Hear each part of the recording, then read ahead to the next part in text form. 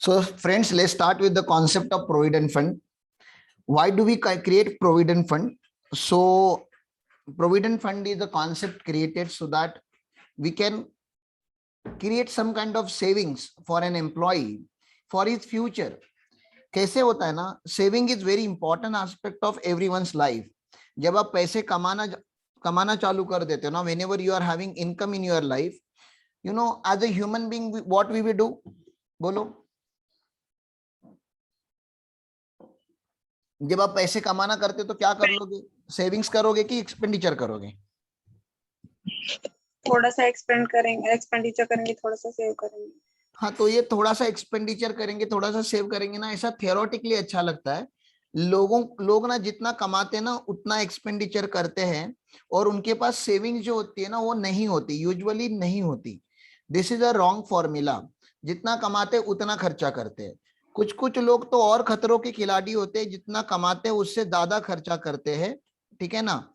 और then they create liabilities, उनकी liability generate हो जाती है. जैसे वो क्रेडिट कार्ड यूज कर लेते हैं या किसी से उधार लेके खर्चा करते हैं, और बाद में they are under always under liability. तो ये दोनों के दोनों फॉर्मूलाज गलत है.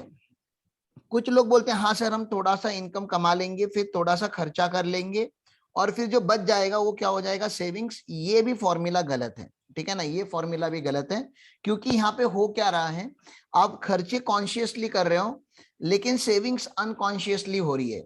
मतलब saving is an contingent event, it may happen और it may not happen, and most of the cases it doesn't happen. क्योंकि मुझे अपने खुद के लाइफ का एक्सपीरियंस है, इट डजंट हैपन. हम पैसा सेव करने जाते हैं तो उतना सेव नहीं होता जितना हमें करना चाहिए. लोग बोलते हैं at least 1/3 of your income should be saved, इतना बोला जाता है, एटलीस्ट 1/3. मतलब आप समझो अगर आप 45,000 कमाते हो तो आप 45,000 कमाते हो तो कम से कम 15,000 मंथली आपको सेव करना चाहिए. उतना सेविंग्स नहीं होता, दैट इज एन इशू. तो सर हमें करना क्या है? हमें करना है ये वाला फॉर्मूला लोगों को सिखाना है कि इनकम माइनस सेविंग्स. पहले सेविंग्स कर लो, पैसा आने के बाद पहले क्या कर लो? सेविंग्स कर लो. और कुछ बच जाता है तो उसमें अपने एक्सपेंडिचर्स को मैनेज करो, क्योंकि एक्सपेंडिचर्स को हमेशा मैनेज किया जाता है. खर्चे का कोई लिमिट नहीं होता, अनलिमिटेड होते रहता है, जितना करोगे उतना कम ही लगता है. तो this formula is a perfect formula. Do you agree? जब आप कमाना चालू करोगे, पहला you should think about savings and then you should think about expenditure. ये फॉर्मूला हमें आप लोगों को पढ़ाना पड़ता है. इतना इंपॉर्टेंस है. अभी ज्यादा टाइम होता तो बहुत ज्यादा इन डिटेल में जाके आपको मेरे पर्सनल लाइफ के कुछ एग्जांपल्स वगैरह देता, but that is not needed as of now. तो जितना मैंने बोलना है उतना मैंने बोल दिया. आप ये फॉर्मूला अपने पेरेंट्स को समझाने का ट्राई करो, अपने ब्रदर सिस्टर को समझाने का ट्राई करो, अपने फ्रेंड जो पैसे कमाते हैं उनको समझाने का ट्राई करो. You know what will they say? Things are better to be said than done. मतलब अच्छा लगता है बोलने के लिए, लेकिन करने के टाइम पे, इंप्लीमेंटेशन के टाइम पे ये इफेक्टिवली एग्जीक्यूट नहीं होता, एंड दैट्स अ रियलिटी. लोगों के लाइफ में इतने एक्सपेंडिचर होते ना, थोड़ा वो सेविंग्स हो भी जाता है ना तो हॉस्पिटलाइजेशन हो जाता है, बाइक ले ली, कार ले ली, कुछ ना कुछ हम लोग ले ही लेते हैं, एंड देन वी कंसीडर कि हमने असेट बनाया, लेकिन in reality it's not an asset. आपने खर्चा कर लिया, पैसा अकाउंट में से गया तो गया, फिर वो पैसे नहीं आने वाले आपके अकाउंट में. तो ये ऐसी बातें होती है, लोग कुछ ना कुछ पैसे के साथ कर ही लेते. तो गवर्नमेंट ने क्या बोला, इनको समझा के मतलब नहीं है. Let us have a scheme जहां पे पैसा मैंडेटरीली सेव हो जाता है, और पैसा एम्प्लॉय के हाथ में पहुंचना ही नहीं चाहिए. Employ should not receive this money. उसके हाथ में पैसे पहुंच गए ना, और उसको बाद में तुम बोलोगे सेव करने के लिए, तो सेव तो करेंगे ही नहीं. खास करके उन लोगों से तो सेविंग होता ही नहीं है जिनको कुछ ना कुछ हैबिट होते हैं, जिसको हम अल्कोहलिक हैबिट बोलते हैं, या स्मोकिंग का हैबिट बोलते हैं, या जुआ खेलने का, या गैम्बलिंग वगैरह करने का हैबिट होता है. मुझे बोला वो ऐसे लोग होते कि नहीं दुनिया में? बहुत सारे होते होंगे ना. तो उनके हाथ में कभी भी सेविंग्स होगा क्या? मुझे बता दो ना. Person who is addicted to certain habits, नहीं होगा यार. जिंदगी में कभी उनके हाथ में सेविंग नहीं होगा. वो 1 लाख रुपया भी कमाएंगे ना तभी भी नहीं होगा, 10 लाख रुपया कमाएंगे तभी भी नहीं होगा. Because whatever they do, whatever they earn, they are going to spend on their habits. और वो पैसा सेव नहीं करते, वो आज की जिंदगी जीते, कल की नहीं. ठीक है ना.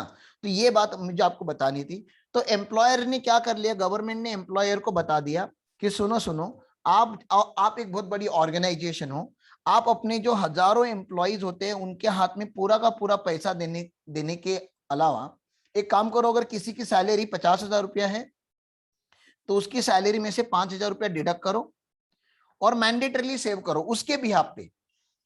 उसको बोलोगे आप रिसीव करो और आप सेव करो तो वो होने नहीं वाला, उसकी सैलरी में से डिडक्ट कर दो और सेव करो उसके लिए। वो पागल है, ये पागल है, इसको नहीं पता कि सेव करना पड़ता है, लेकिन आप तो एम्प्लॉयर हो, आपको तो पता है कि उसका सेविंग्स क्रिएट करना पड़ेगा। तो इसलिए हमने क्या कर दिया, मैंडेटरी डिडक्शन मार दिया यहाँ पे 5,000 का। तो इसके हाथ में 45,000 ही आता है। ओवर द पीरियड ये अपने इमोशनल इंटेलिजेंस को बता देता है कि मेरा पगार 45,000 ही है, जबकि उसका सैलरी कंपनी में 50,000 है, लेकिन उसके हाथ में 45,000 आता है, तो अपनी जिंदगी 45,000 में एडजस्ट कर लेता है। कल उसका जब सैलरी 1,00,000 रुपया हो जाएगा, 1,00,000 हो जाएगा, तो उसमें से 8-9 हजार 10,000 माइनस कर लेना। वो डिसाइड करता है कि मेरी सैलरी 90,000 ही है, तो उसके हाथ में नेट अमाउंट दे दो, मैंडेटरीली सेविंग क्रिएट करो।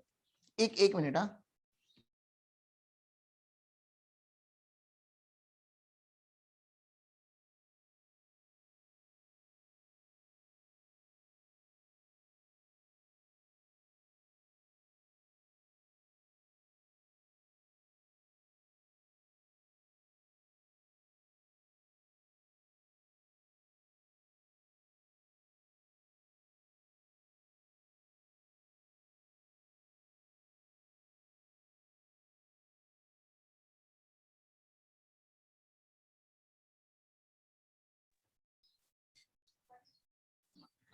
तो ये ऐसा है।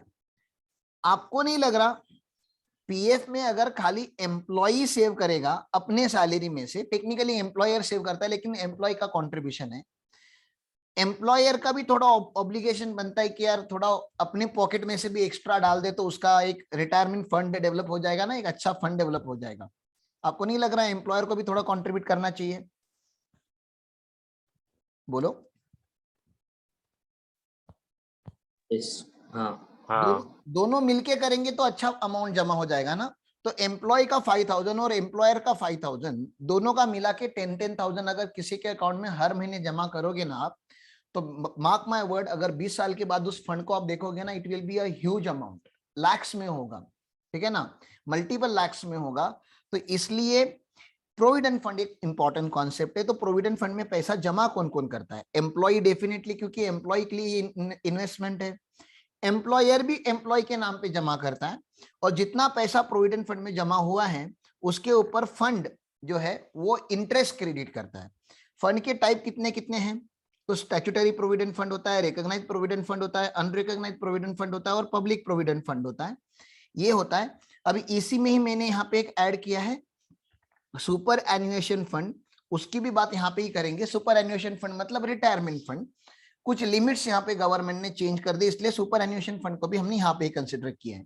वैसे तो पीपीएफ इस चैप्टर का फंड नहीं है, पीपीएफ आईएफओएस का फंड है, पब्लिक प्रोविडेंट फंड। तो लमसम अमाउंट ऑन विड्रॉवल, देखो यहाँ पे क्या किया जा रहा है, लमसम अमाउंट ऑन विड्रॉवल। जब आप पैसे इसमें से विड्रॉ करोगे, जैसे अभी अब कभी आपका जॉब चला गया 7-8 साल के बाद, 10 साल के बाद, अभी कोविड में बहुत सारे लोगों के जॉब चले गए, तो जिनके पीएफ थे ना वो लोग कभी भीख नहीं मांगेंगे, वो लोग अपने पीएफ से पैसा विड्रॉ करेंगे, और अच्छा खासा पैसा विड्रॉ होता है उसमें। उन लोग का जिंदगी 2-3 साल का तो लाइफ आराम से निकल जाएगा, आराम से मतलब बहुत आराम से निकल जाएगा, और उसी पैसे को उन्होंने अगर इफेक्टिवली यूज किया तो लाइफ भी निकल जाएगी, ठीक है ना। तो एम्प्लॉई कंट्रीब्यूशन, एम्प्लॉयर कंट्रीब्यूशन और टोटल इंटरेस्ट, इतना सारा पैसा उनको विड्रॉवल पे मिलता है, तो उनकी लाइफ अपनी एक अच्छी लाइफ निकल सकती है अगर वो प्रोविडेंट फंड को अच्छे से मैनेज करेंगे। मुझे बताओ, क्योंकि ये तुम्हारा रिटायरमेंट फंड है, would you like to save in a risky fund जहां पे मार्केट में पैसे लगते हैं, या रिस्की है, पैसा मिलेगा कि नहीं मिलेगा, थोड़ा रिस्की है, आप रिस्की फंड में डालोगे कि सेफ फंड में डालोगे? Safe. Safe fund. Safe fund. अब मुझे बताओ, आपने फाइनेंशियल मैनेजमेंट पढ़ के रखा होगा, फाइनेंशियल मैनेजमेंट में एक फॉर्मूला बोला जाता है, high risk is equal to high return. High risk is equal to high return. SPF तो गवर्नमेंट का ही फंड होता है, स्टैट्यूटरी प्रोविडेंट फंड गवर्नमेंट का फंड होता है, वहां पे गवर्नमेंट एम्प्लॉइज का ही सेविंग्स होता है। तो वो तो हमने दुनिया भर का इनकरेज करके रखा है, एग्जाम करके रखा है, क्योंकि गवर्नमेंट वाले लोग हैं ना, गवर्नमेंट वाले लोगों को हमने एग्जाम करके रखा है। प्राइवेट सेक्टर के पास दो ऑप्शन है, आरपीएफ और यूआरपीएफ। आप बता दो मुझे, आरपीएफ में ज्यादा इंटरेस्ट मिलता होगा कि यूआरपीएफ में ज्यादा इंटरेस्ट मिलता होगा? इंटरेस्ट रिटर्न ज्यादा कहां पे मिलते होंगे? गेस करो ना। रिकॉग्नाइज फंड में मिलता होगा कि अनरिकॉग्नाइज में मिलता होगा? ज्यादा इंटरेस्ट कहां मिलता होगा?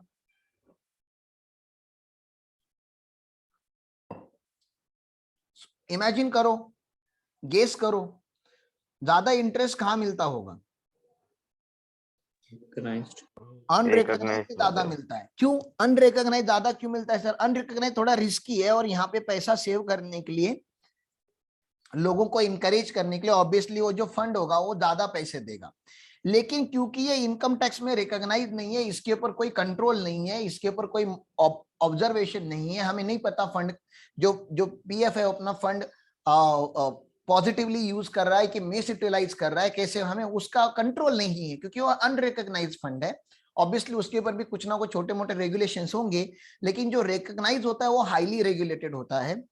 तो मैं बाबा मुझे थोड़ा पैसा कम रिटर्न में मिलेगा मुझे चलेगा, लेकिन पैसा मिलना चाहिए। तो एक होता है कि रिटर्न ऑन इन्वेस्टमेंट और एक होता है रिटर्न ऑफ इन्वेस्टमेंट।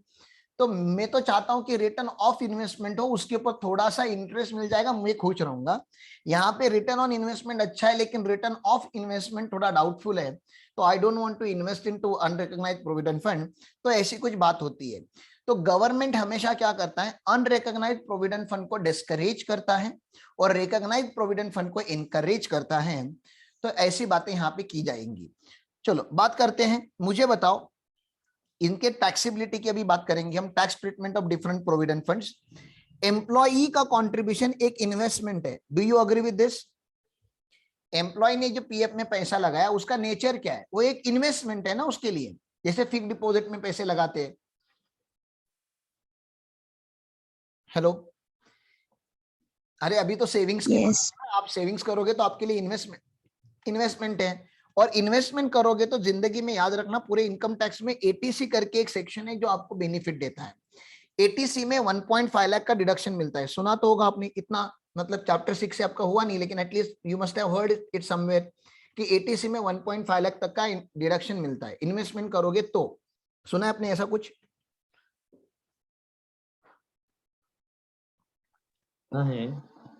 हाँ सुना, पढ़ा नहीं है, मुझको पता है कि आपने पढ़ा नहीं है, लेकिन सुना तो होगा ना कि चैप्टर 6 से करके कुछ होता है जहाँ पे अलग अलग सेक्शंस के डिडक्शन मिलते हैं। उसमें का एक सेक्शन होता है एटीसी, जहाँ पे आपको इन्वेस्टमेंट का डिडक्शन मिलता है। क्योंकि ये स्टैट्यूटरी प्रोविडेंट फंड गवर्नमेंट का फंड है, तो यहाँ पे 100% डिडक्शन आपको अलाउ किया गया है। रिकॉग्नाइज्ड प्रोविडेंट फंड में भी आपको अवेलेबल रखा है एटीसी। पब्लिक प्रोविडेंट फंड में भी आपको एटीसी अवेलेबल रखा है। सुपर एन्युएशन फंड जो रिटायरमेंट फंड है उसमें भी एटीसी का बेनिफिट अवेलेबल रखा है। लेकिन आप देख सकते हो तो यहाँ पे एटीसी का बेनिफिट अवेलेबल नहीं रखा है। इसका क्या मतलब है? गवर्नमेंट एसपीएफ, आरपीएफ, पीपीएफ सारे फंड को एनकरेज करता है, लेकिन यूआरपीएफ को डिस्करेज करता है कि यहाँ पे पैसे इन्वेस्ट करोगे तो हम आपको डिडक्शंस नहीं देंगे। और क्योंकि डिडक्शन नहीं मिलता तो बहुत सारे एसएससी शायद वहां पे पैसा लगाने से हेजिटेट करे।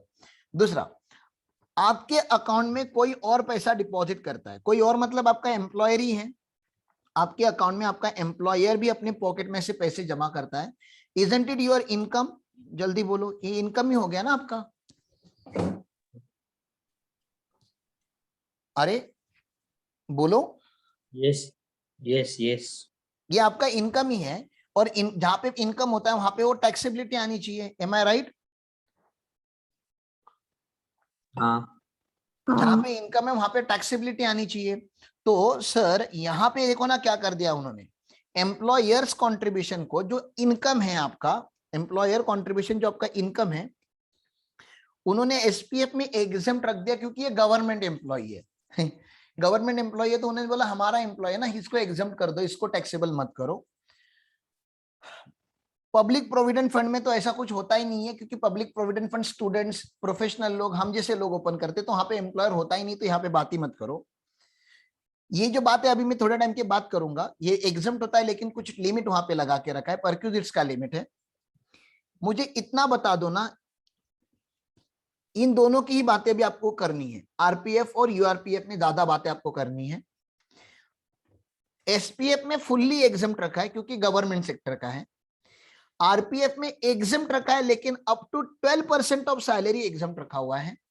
और 12% ऑफ सैलरी में क्या आता है, basic salary plus DA in terms, यहाँ पे थोड़ा टाइपिंग एरर है, basic salary plus DA in terms plus turnover commission, मतलब अपना जनरल मीनिंग ऑफ सैलरी, और अप टू 12% रखा है। तो लॉजिकली मुझे ऐसा लग रहा था कि यूआरपीएफ को तो टैक्सेबल रखना चाहिए था ना यार, मतलब गवर्नमेंट का जो फंड है एसपीएफ उसको फुल्ली एग्जम्प्ट, आरपीएफ जो है उसको लिमिटेड एग्जम्प्ट, और जो यूआरपीएफ है उसको फुल्ली टैक्सेबल रखना चाहिए था। आप डिस्करेज कर रहे हो, एम आई राइट? यस। हाँ, लेकिन उन्होंने यहाँ पे नॉट टैक्सेबल बोला है। इसका लॉजिक मैं आपको नहीं बता पा रहा हूं, मुझे 5-6 मिनट दो और मुझे अपना चार्ट खत्म करने दो, उसके बाद मैं आपको लॉजिक बताऊंगा। इंटरेस्ट, आपके फिक्स डिपॉजिट के ऊपर इंटरेस्ट जो आता है वो क्या होता है आपका, इनकम होता है, एक्सपेंडिचर होता है, असेट होता है, लाइबिलिटी होता है। फिक्स डिपॉजिट के ऊपर जो इंटरेस्ट मिलता है ये क्या है आपका, इनकम है। ये इनकम है, बरोबर, ये इनकम है। इंटरेस्ट कौन से हेड में यूजुअली टैक्सेबल होता है,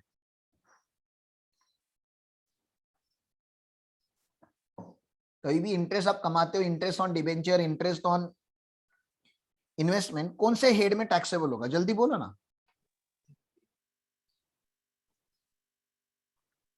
अरे बोलो, इंटरेस्ट कौन से हेड में टैक्सेबल हो सकता है, इमेजिन करो ना, 5 ही हेड है आपके पास। Other sources. हाँ, अदर सोर्सेस में जाएगा ना, और कहाँ जाएगा, एम्प्लॉयर तो आपको दे नहीं रहा है तो सैलरी में नहीं आएगा, हाउस प्रॉपर्टी में नहीं आएगा, पीजीबीपी में नहीं आएगा, कैपिटल गेन में नहीं आएगा, बचा आईएफओएस, तो आईएफओएस में जाता है।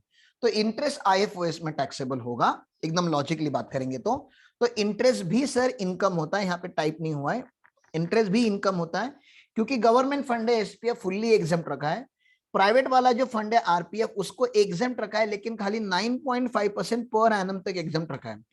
9.5% per annum is too high, you know, क्योंकि आपको पता है आज की तारीख में एफडी के इंटरेस्ट रेट क्या चल रहे हैं मार्केट में,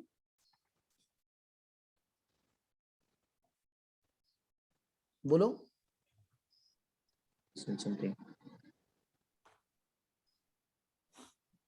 फिक्स डिपॉजिट के इंटरेस्ट रेट देखो क्या चल रहे हैं अभी यहाँ पे,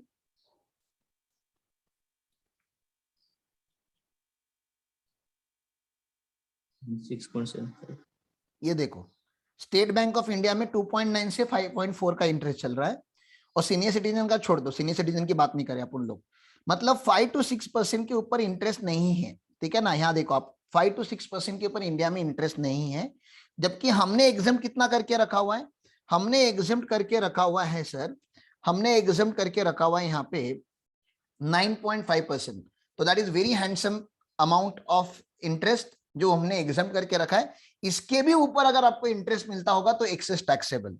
इसी लॉजिक से अगर मैं बात करूं तो पीपीएफ को भी एग्जाम्प्ट रखा हुआ है, ठीक है ना, और ये जो यहाँ पे कितना एग्जाम्प्ट होगा, कितना टैक्सेबल होगा, उसकी एक नोट है, मैं अभी बाद में बात करूंगा उसका। वो सुपर एन्युएशन फंड की बात थोड़ी मैंने मतलब पेंडिंग रखी है।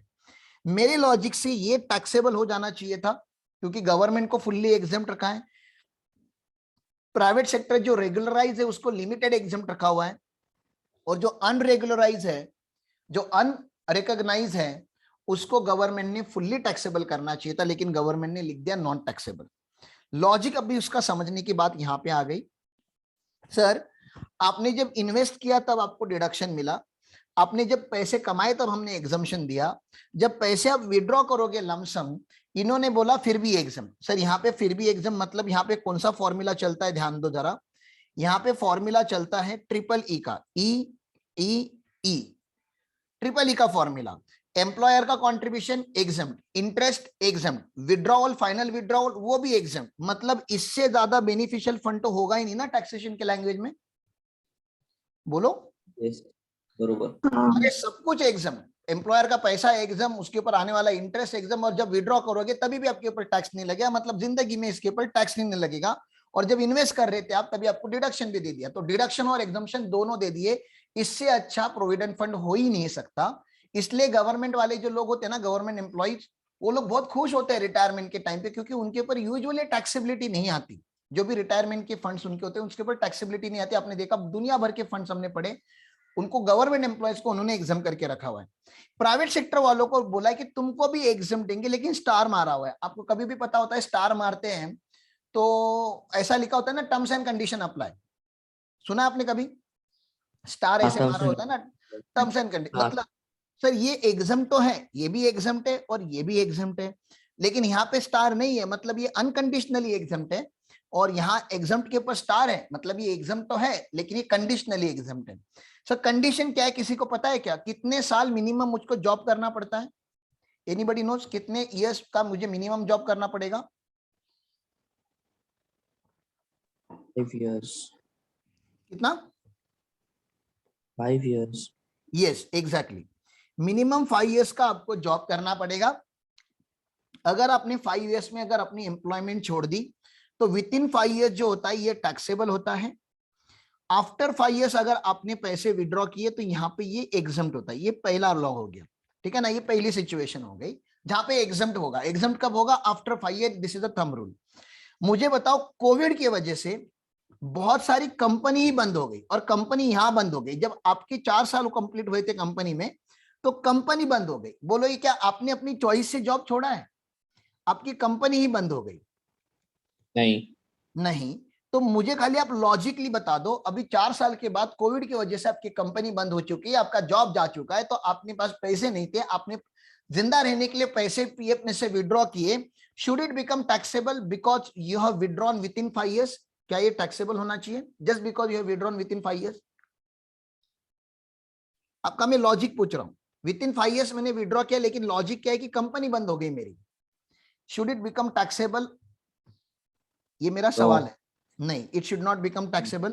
सर कंपनी बंद हुई ना, मेरे कंट्रोल में थोड़ी ना क्या था, वो तो टैक्सेबल नहीं होना चाहिए, इसको हमने एग्जम्प्ट करके रखा हुआ है।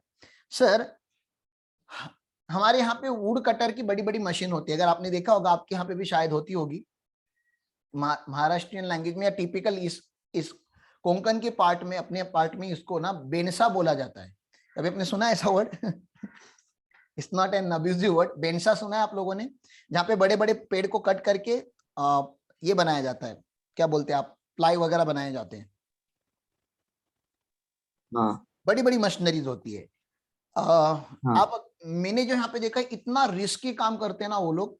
मतलब वो बड़ा सा यहाँ पे बहुत बड़ा कटर होता है, बहुत बड़ा कटर होता है, मतलब इतना बड़ा बड़ा पेड़ का जो ये जो तो ट्रंक जो होता है ना, ये भी यहाँ पे कट होता है, और इसके ऊपर बंदा चढ़ के जाता है वहां पे ऐसे कटर के यहाँ तक, और वो जैसा सर्कस करते हैं ना, वैसे ये कटर के अंदर थोड़ा थोड़ा उड़ चले जाता है, ये उसको लाइन में रखने के लिए वहां पे एडजस्ट करते रहता है इसके ऊपर। आपको नहीं लग रहा बहुत ही रिस्की काम कर रहा है? शायद इसके हाथ वगैरह अगर इस कटर को टच भी करेंगे तो हाथ मतलब जो कटर लकड़ी को ऐसे एकदम केक की तरह काट सकता है, तो हाथ को तो इजीली कट कर देगा। हाँ बरोबर। तो इसके बेचारे के दोनों हाथ कट हो गए, एक एम्प्लॉई इसके दोनों हाथ कट हो गए, ठीक है, 3 साल में ही, ठीक है, इसलिए उसने वहां पे जॉब करना बंद कर दिया। बोलो क्या इसका जो पीएफ विड्रॉ होगा 3 साल में, अभी इसके ऊपर टैक्स लेना जरूरी है? नहीं। नहीं sir, he is not in a position to continue the job, क्योंकि बेचारे के हाथ ही नहीं है अभी। तो ये 2 सिचुएशन हो गई। मुझे बताओ, आपके एरिया में अगर एयरटेल का मोबाइल चल रहा है, आपका एयरटेल का मोबाइल है, और एयरटेल का आपको सिस्टम अच्छा नहीं लग रहा है, आजकल एयरटेल का नेटवर्क बहुत ज्यादा डिस्टर्ब रहता है, तो आपको शिफ्ट करना है वोडाफोन में, तो do you change your number? नहीं। आपका नंबर चेंज नहीं होता। आप क्या करते हो, एक नाम बता दो ना मुझे, आप क्या करते हो? नंबर चेंज नहीं होता, आपका नंबर यहाँ पे जो था वो यहीं पे रहता है। यस आयुष, आप क्या करते हो? आप पोर्ट करते हो, आप पोर्ट करते हो, ठीक है ना। तो पोर्टेबिलिटी, इसको ना पोर्टेबिलिटी बोला जाता है। नंबर पोर्ट मतलब क्या होता है ना, portability means you can change your service provider without changing a number. This is what portability seems to be. तो ये एक टेलीकॉम मिनिस्ट्री का हमें आशीर्वाद है। नहीं तो पहले क्या होता था ना, क्योंकि मैं वोडाफोन का नंबर बहुत पहले से यूज कर रहा हूं, और वोडाफोन पहले लूटा करता था, अनलिमिटेड लूटा करता था। मेरे इसमें तो इंटरनेशनल कॉल, इंटरनेशनल मैसेजेस, मेरा भाई देश के बाहर कोई रहता ही नहीं, मैंने कभी जिंदगी में इंटरनेशनल कॉल नहीं किया। और क्योंकि मेरा पोस्टपेड है, उसमें इंटरनेशनल कॉल वगैरह जुड़ के आ जाता था। हर महीने 20 रुपया 40 रुपया ऐसा एक्स्ट्रा उन्होंने बिल चार्ज करते थे, और मैं जाके झगड़ा करता था, लेकिन कुछ हो नहीं पाया उसका जिंदगी में कभी। अभी तभी इनकम वगैरह भी अच्छा था, सब कुछ ठीक था, तो इतना फर्क भी नहीं पड़ता था। कौन अभी 20 रुपए के लिए उनको मेल लिखेगा, मारा मारी करेगा, लेकिन every month they to charge something extra. लेकिन तभी मैं ना चेंज नहीं कर पाता था। क्यों चेंज नहीं कर पाता था? क्योंकि पहले मोबाइल पोर्टेबिलिटी नहीं था। तो वोडाफोन का अगर मैं नंबर बंद करके एयरटेल का लेना चाहूंगा तो मुझे नया नंबर लेना पड़ेगा। और बिजनेस क्लास में यूजुअली ऐसा होता है, once you have taken the number you don't change your number. भले आपको कितना भी बिल आए तो आपको बिल भर के वो नंबर चालू रखना पड़ता है, क्योंकि बहुत सारे कस्टमर्स के पास आपका वो नंबर होता है। तो ऐसी बात होती थी, मजबूरी होती थी। और मजबूरी में अभी क्या होता है, अभी अगर मुझे वोडाफोन अगर कुछ भी अननेसेसरी चार्जेस लगा देता है, मैं सिंपली पोर्ट का मैसेज डाल देता हूँ। जो पोर्ट का मैसेज आने के बाद वहां का कोई सीनियर एग्जीक्यूटिव हमें कॉल करता है और मुझे पूछता है, sir what happen, why are you porting from us. तो उसको प्रॉब्लम बता दो, आपने मुझको इतना एक्स्ट्रा चार्ज किया है। अभी मुझे कस्टमर केयर को कॉल नहीं करना पड़ता, कस्टमर केयर मुझे कॉल करता है, because they wanted to retain the customer. Right now I am using my mobile Vodafone का number for more than 13 years। तो I am one of the oldest employee they are having, not employee, oldest customer they are having। तो they don't want me to lose easily। और मैं postpaid में हूं, तो वो चाहते नहीं कि मैं पोस्टपेड से प्रीपेड में भी जाऊं। तो मैं जो बोलता हूं मुझको देने के लिए रेडी हो जाते हैं।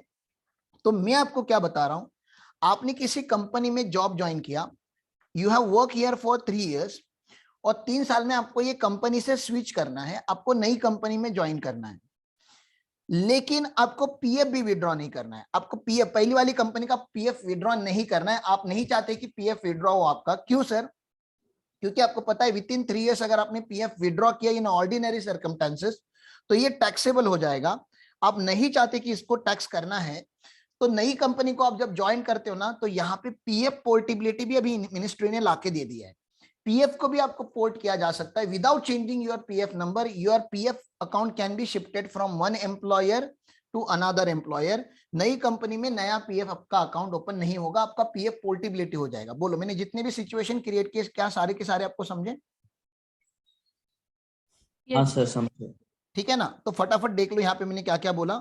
सबसे पहले मैंने बोला कि सर क्या आपने 5 साल तक जॉब किया है? अगर आंसर यस है तो फुल्ली एग्जम्प्ट हो जाएगा। आपका आंसर अगर नो है तो फिर हम पूछेंगे क्या आपका इल हेल्थ की वजह से आप 5 साल में जॉब छोड़ रहे हो? क्या आपका कॉन्ट्रैक्शन या discontinuous of employers business, employer ने बिजनेस ही बंद कर दिया या कम कर दिया, या any other cause beyond the control of employee, जैसे कोविड सिचुएशन है, फ्लड सिचुएशन है। हाँ सर, तो ऐसे सिचुएशन में अगर आपका जॉब गया है तो वो एग्जम्प्टिव रहता है, भले आपने 5 साल में पैसे निकाले होंगे। सर ये नहीं है तो हम पूछते हैं कि क्या आपका पूरा का पूरा बैलेंस आपने पोर्ट कर दिया है? पूरा का पूरा amount standing in the credit of the employer transfer to his individual account with RPF maintaining with new employer. क्या आपने नए एम्प्लॉयर के यहाँ पे शिफ्ट किया है? और नए एम्प्लॉयर के यहाँ पे शिफ्ट नहीं किया तो क्या आपने एनपीएस, न्यू पेंशन स्कीम करके गवर्नमेंट का एक स्कीम है, वहां पे ट्रांसफर किया है? अगर आपने इन दोनों में कहीं पे भी ट्रांसफर किया होगा तो पैसा आपका एग्जम्प्ट हो जाता है, क्योंकि आपने विड्रॉ नहीं किया। और अगर आपका इसका भी आंसर नो है तो पीएफ का विड्रॉवल टैक्सेबल हो जाएगा। तो इतनी सारी बातें मैंने आपको बता दी। सर जब भी पीएफ का विड्रॉवल टैक्सेबल होता है, इस पीएफ का विड्रॉवल जब भी टैक्सेबल होगा तो टीडीएस डिडक्ट होगा, और वो टीडीएस डिडक्ट होता है सेक्शन 192A में। सैलरी का टीडीएस यूजुअली 192 में डिडक्ट होता है, लेकिन पीएफ में से जब पैसा विड्रॉ होता है और आपके हाथ में अगर टैक्सेबल होगा तो 192A में टीडीएस डिडक्ट होगा। वो टीडीएस की बात टीडीएस के चैप्टर में हम कर लेंगे कि एग्जैक्टली मैं बात क्या कर रहा हूँ। ठीक है, तो इतनी सारी बातें मुझे बतानी थी आप लोगों को। बाकी जब यहाँ पे एग्जम्प्ट है, यहाँ पे एग्जम्प्ट है, ये विड्रॉबटी की बात की मैंने। सर आप जरा अनरिकॉग्नाइज्ड प्रोविडेंट के ऊपर ध्यान दो। अनरिकॉग्नाइज्ड प्रोविडेंट फंड पहले बहुत मजे ले रहा था जिंदगी में, नॉट टैक्सेबल होता था। अभी गवर्नमेंट ने बोला कि भैया जब आप विड्रॉ करोगे तो इसको टैक्सेबल करेंगे। मुझे तुम बताओ, विड्रॉ कर रहे हो मतलब तुम्हारा ईयर ऑफ रिटायरमेंट है, और ईयर ऑफ रिटायरमेंट में तुमने अच्छा खासा पैसा पहले से कमाया होगा ना। हेलो, आपने सैलरी कमाया होगा ईयर ऑफ रिटायरमेंट में, आपने पेंशन कमाया होगा, ठीक है ना, आपने शायद ग्रेचुटी भी लिया होगा, आपने शायद वीआरएस या लिव इन कैशमेंट भी लिया होगा, कुछ ना कुछ आपने बहुत सारे पैसे कमाए होंगे ना रिटायरमेंट में। हाँ। पहले से ही मान लेता हूं आपकी पहले से पैसे 10 लाख थे, अब उसमें मैंने विड्रॉवल फ्रॉम यूआरपीएफ भी ऐड कर दिया, तो आपको नहीं लग रहा ये यूआरपीएफ ऑलमोस्ट 30% पे टैक्स होने वाला है पक्का? अभी यूआरपीएफ का पैसा जो टैक्सेबल होगा वो 30% पे टैक्स होगा। मतलब मुझे दूसरा क्या पूछना है, दूसरे लैंग्वेज में, अदर लैंग्वेज में, ईयर ऑन ईयर बेसिस पे टैक्सेबल होता तो चलता, कि लमसम बेसिस पे एक ही बार टैक्सेबल हो रहा है वो अच्छा है? बोलो ना, ईयर ऑन ईयर बेसिस पे टैक्स होना अच्छा है कि लमसम बेसिस पे टैक्स होना अच्छा है? कौन सा अच्छा होता है? ईयर ऑन ईयर बेसिस मतलब जब फंड बन रहा था तभी टैक्स कर लेते तो अच्छा था, जब आप यंग थे, आपने टैक्स भरने की ताकत थी और तभी आपका इनकम उतना था नहीं, तो ईयर ऑन ईयर बेसिस पे अगर आप टैक्स भरते तो आपको नहीं लग रहा थोड़ा कम टैक्स लगता? हाँ। हाँ, तो गवर्नमेंट ने देखो कितना स्मार्टली काम किया, बोला नहीं नहीं आप ईयर ऑन ईयर बेसिस पे टैक्स मत भरो, आपको से टैक्स लेंगे लेकिन जब विड्रॉ करोगे तो टैक्स लेंगे, यहाँ पे ज्यादा टैक्स भरना पड़ेगा आपको, आई एम 100% श्योर। तो सर इसकी टैक्सेबिलिटी कैसे आती है? इसकी टैक्सेबिलिटी 4 कंपोनेंट में आती है। मुझे बताओ, अगर आपने बैंक में एफडी रखा है, आपने अपनी बैंक में फिक्स डिपॉजिट रखा हुआ है 1 लाख का, और आपने बाद में जब विड्रॉ किया तो आपको 1,10,000 मिला, तो आपका इनकम कितना?